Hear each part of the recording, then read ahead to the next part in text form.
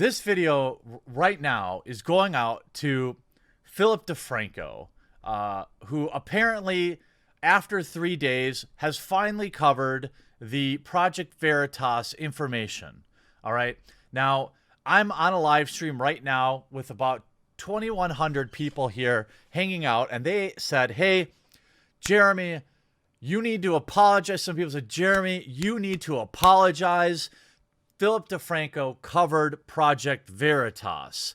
And I said, okay, let's take a look. All right. So now it is nitpicky. I will admit it's nitpicky of me to say, well, he buried it in these other topics. I believe that this is a big enough topic that it needs to have its own video. That's my opinion. But that is, of course, nitpicky, and I will admit to that.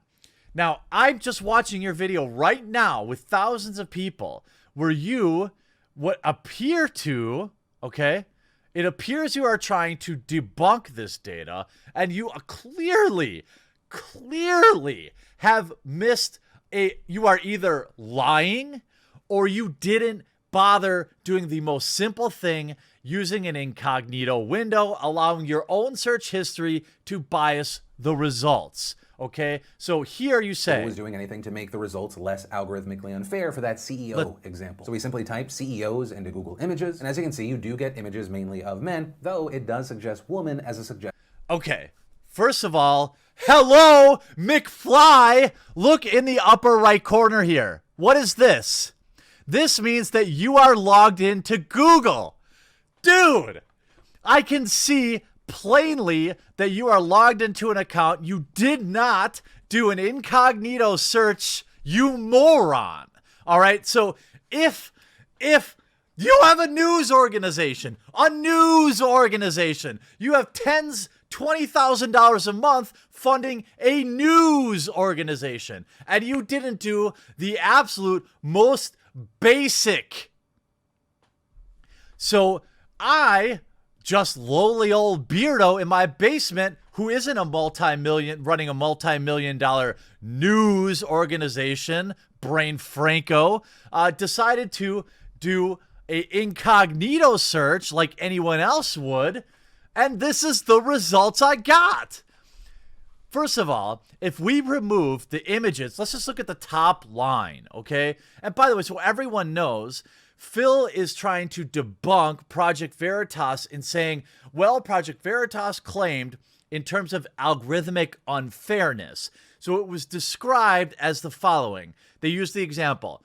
If we Google CEOs and the images are mostly men, even though that is factually correct, we will doctor the results to paint a more equal picture. This is Google's words, all right?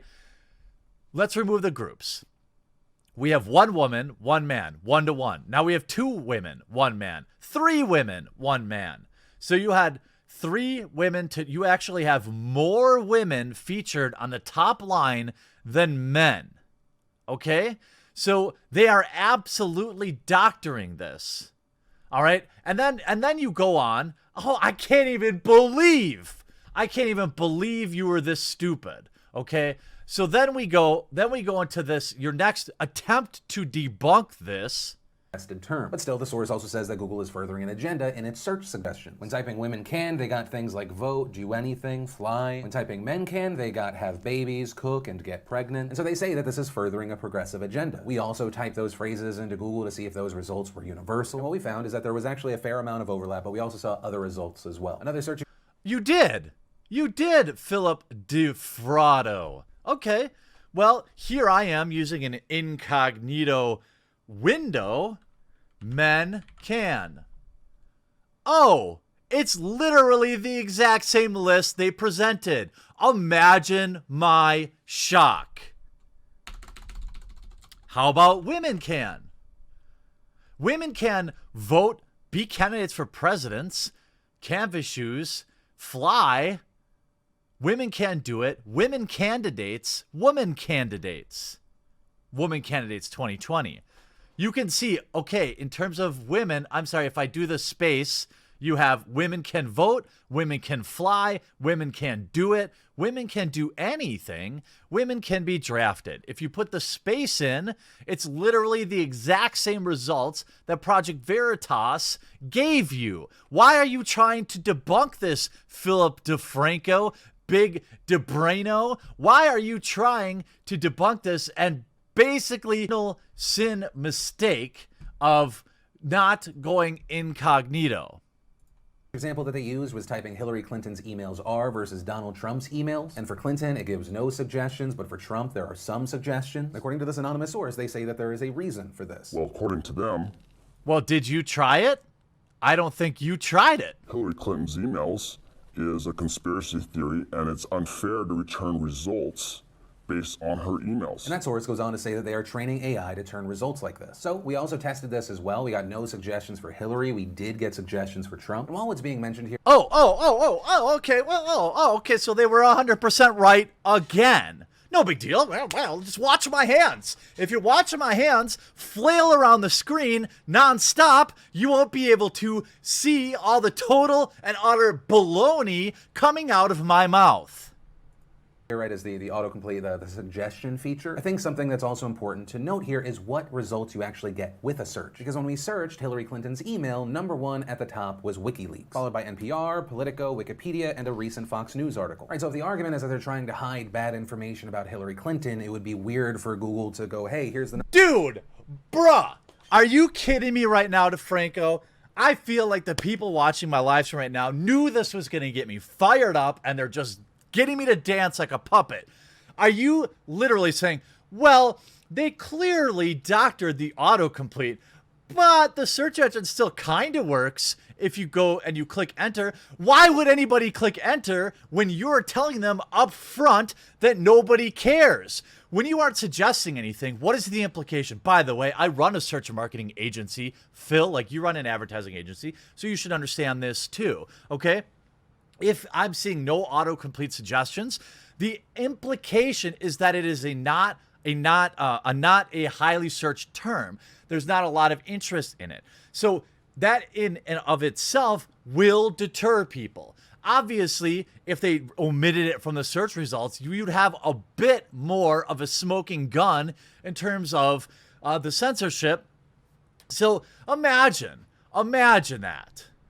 #1 result, a searchable archive of Hillary Clinton emails from WikiLeaks. Also, to jump back, the Veritas video brings up Section 230 of the Communications Decency Act, which allows companies like Google to not be accountable for the content that they provide. This because they are a platform, not a publisher. But this anonymous source claims that they have become a publisher and should be held accountable. That source also goes on to talk about YouTube, which is a Google-owned company, saying that YouTube is demonetizing conservative voices, that they're using AI to suppress their videos. And they say that because since a conference in May, many have seen their view counts go down. And one of the examples they used in the video was Tim Pool. And so we looked at Tim. Oh, I knew he was going to do this. I knew he was going to bring up Tim because I talked to Tim Pool the morning this video dropped, and he told me that, well, actually, my views have gone up, so he's not necessarily correct about that. So what Phil's doing here is he's cherry-picking the one inaccuracy in this report, or, by the way, just this guy's inaccuracy, and he's going to use it to try and delegitimize what he's saying. View counts 2 months ago, before May, his range was 110 to 250,000 views. And between now and then, there were some dips, with some videos hitting below 100,000. But also at the same time, looking at his most recent videos, the views range from 150 to 636,000. Although a thing I do want to point out there, just because some of those recent videos have had high views, that doesn't mean that those videos were not suppressed. It just means that they were either not suppressed or they gained so much. Oh, so you can be honest. You can. So Phil Defranco can actually think for himself here. Traction on other social platforms, like maybe the video was shared on Twitter and Facebook or wherever else. Although as outsiders, there's no way to know for sure unless Tim Pool shows his analytics on that, which I don't think that would be right to pressure him to do that. That would also... Oh, all you have to do is ask, because he showed me, and I'm a nobody. You're big Philly DeFranco. So help us have a clearer view. So we had all of that in the initial report, and then later on Monday we saw the Googler who was filmed without their knowledge responding to the video, saying that among other things she's been receiving Notice he mentions filmed without her knowledge. threats, and explaining how this That only adds credibility, by the way. That only adds credibility. and video came to be, writing, in late May, I accepted an invitation to meet with a few people who claimed to be from Two-Step Tech Solutions. They said they wanted to chat to me about a mentoring program for young women of color in tech, an area I've long been passionate about. We went for dinner. Unfortunately, I now know that these people lied about their true identities, filmed me without my consent, selectively edited and spliced the video to distort my words and the actions of my employer, and published it widely online. Then answering the self-imposed question of why did they do this to me, where she says it seems they found that I had spoken publicly at Google I/O on ethics, and they wanted someone who could give them juicy sound bites about tech. Oh my God. Are you literally defending this woman? Dude. Oh my God. I have to get a drink. Are you saying that because you were filmed without your knowledge, what you're saying, I'm supposed to not believe you? And the idea that you go, well, they removed context. Okay. What context do I need to further understand the company emails that call out channels by name, calling them the bad guys from WW2, telling and suggesting that they remove them from the suggested videos? What context do I need for that? What context do I need when you literally say, well, we can't have another 2016 again, and we needed to look at what the AI would do to prevent that? What additional context do I need when there's 3 or 4 other iterations of that same phrase, including one where you mentioned Donald Trump by name? Alleged bias against conservatives. Over the course of a 2-hour dinner, I guess they think I delivered. She then goes on to claim, Project Veritas has edited the video to make it seem that I am a powerful executive who is confirming that Google is working to alter the 2020 election. On both They are. counts, this is absolute, unadulterated nonsense, of course. In a casual restaurant setting, I was explaining how Google's trust and safety team, a team I used to work on, is working to help prevent the types of online foreign interference that happened in 2016. Oh, this is grade A bullshit. Okay? Absolutely. You're talking about, we've seen internal emails calling out conservative channels by name. PragerU, Jordan Peterson, and one other channel I can't remember. Dave Rubin, who's not even a conservative channel. We know you are lying. Adding, Google has been very public about the work that our teams have done since 2016 on this, so it's hardly a revelation. Then going on to say that the video goes on to stitch together a series of debunked conspiracy theories about our search results and our other products. And going on to say, but despite what the video may have you believe, I'm not involved in any of these products, just like I'm not involved in any of the other topics Project Veritas twisted to their expect this post, not the cartoon Nazis. And then says, I don't think correctly identifying far-right content is beyond our capability. But if it is, why not go with another Googler's suggestion of disabling the suggestion feature? And according to their report, they say that this implies they should be removed from suggested content. We then saw PragerU launching a petition to stop big tech bias, saying that conservative ideas are under attack. Ben Shapiro also tweeted at YouTube CEO Susan Wojcicki, saying, hey, Susan Wojcicki, would love to discuss this with you. Do you think your employees should be cavalierly labeling those who militantly hate white supremacy Nazis and then shaping algorithms on the basis of such lies? Also, regarding these reports, we saw YouTube Insider does he have a take had a lot ever? of questions today, clarifying, we apply our policies fairly and without political bias. All creators are held to the same standard. Also, regarding this, when we spoke with a YouTube representative this morning, they said that the company, whether it be Google or YouTube, they have a very open culture. With that, there are a great number of people and a great number of groups where people are sharing very strong opinions on everything from pets to politics. And so essentially saying they want their employees to feel comfortable sharing their opinions, but also at the same time claiming that the email that was leaked was not from a YouTube employee, and also saying that that person does not speak on behalf of the company and that it is not an official company position. Although, and this is my personal opinion here, just to create some separation, I will say this part probably concerns me the most. Just to provide one example, I have a number of disagreements when it comes to the likes of Ben Shapiro, and I find it concerning that allegedly, according to this email, there are people equating him to Nazis. An argument and a person saying it, I think, creating a scary situation. Obviously, as of right now, this is just kind of one person, a snippet of an email where we don't see anything else. But still there, I see there to be a reason for concern. Also regarding this story, we've seen political reaction. On Tuesday, the U.S. Senate Committee on Commerce, Science, and Transportation had a hearing. And at that hearing, Maggie Stanfill, the director of Google User Experience... Yeah, got roasted by Ted Cruz. No, sir, I don't think that is Google's job. And we build for everyone, including from Google and Facebook and all that, which perhaps we will, okay? Also claiming that Google was trying to rig the 2020 election. But ultimately, that's where we're going to end with this story today. There's still stuff coming out. So he doesn't have a even take. As I'm finishing this video, I think they did another release. And ultimately what I would say, as far as my personal takeaway, given the allegations that the video of the Googler who didn't know they were being filmed was selectively edited, it seems like the easy way to combat that would be to release the full video. Unless they release the video, I think a fair assessment of it is impossible. You know, I make a daily show. When you're trying to put out a piece, so you know, sometimes you just make cuts to get to the main points. But given the criticisms and allegations that aren't limited to one event, that this group is selectively and deceptively editing videos, it seems like the easy way to fight that is to just release the full bit. And at that point, I would feel way more comfortable with the point that it appears that it's trying to make. I need to point this out, though, okay? Now, wait a minute, Phil. I need to point this out. You don't necessarily need the full 2-hour unedited film to take. The problem is, this will be a weasel out. Now, Veritas should just release it. I agree with that.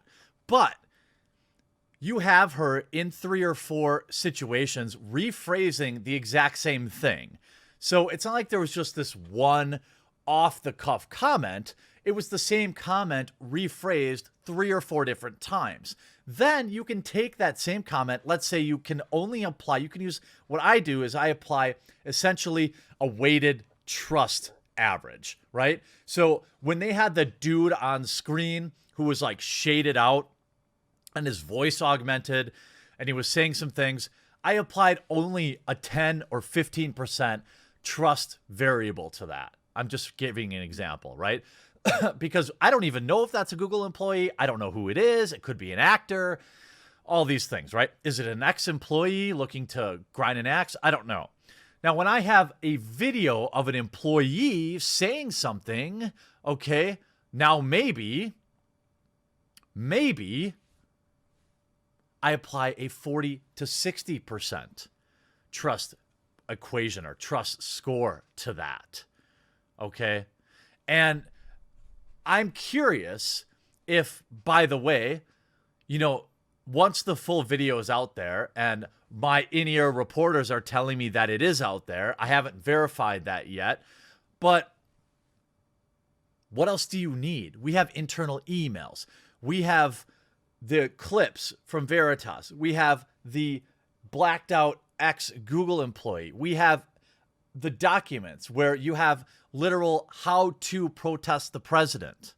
What else do you need? It's like saying, you know, oh, all right, let's just.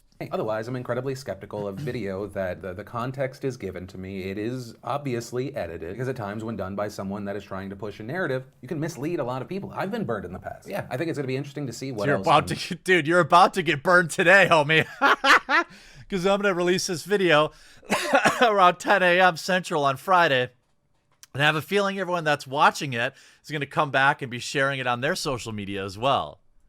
Out, if it's confirmed or denied, what is real, where things are coming from. Because of course, I think liberal and conservative voices should not be suppressed. But yeah, that's where we're going to end what feels like an incredibly large show. We'll see. Of course, with this one and anything else I talked about today, So nothing. So Phillip Defranco had no take whatsoever, and all he did was poison the well and try to provide, in my opinion, all Defranco did was try to poison the well and plant seeds of doubt along with each individual piece of evidence. Now, I agree that the full video should be viewed and it should be available. If it's out there, people should watch it. If it isn't out there, Veritas should release it. But I'm questioning why you would even need that, given we see all of this other evidence. We see all of the evidence that we don't need internal emails to know. When I look at people's traffic, when I look at what YouTube did to like Sargon, or when I look at what YouTube does in terms of Steven Crowder, okay, it's obvious. I don't need the internal emails. Some people do. We even have those. So Phil, why are you always lying, dog? You look so bad. This video was worse than anything I can imagine, and I cannot believe that there's only 800 dislikes. Did nobody notice that you were logged into your own Google account? I just did it real time and validated Veritas's report. Unbelievable. Totally disappointed. I I've defended you, Phil, and most of my viewers strongly dislike you, okay? Because look what you did with the Covington kids and all this other stuff. I've looked out. I've tried to hope that you're going to come around and be unbiased, but that isn't possible, is it? Because apparently you are in the pocket of those we're fighting against. Have a nice day, Philly. Hope you've been filled in.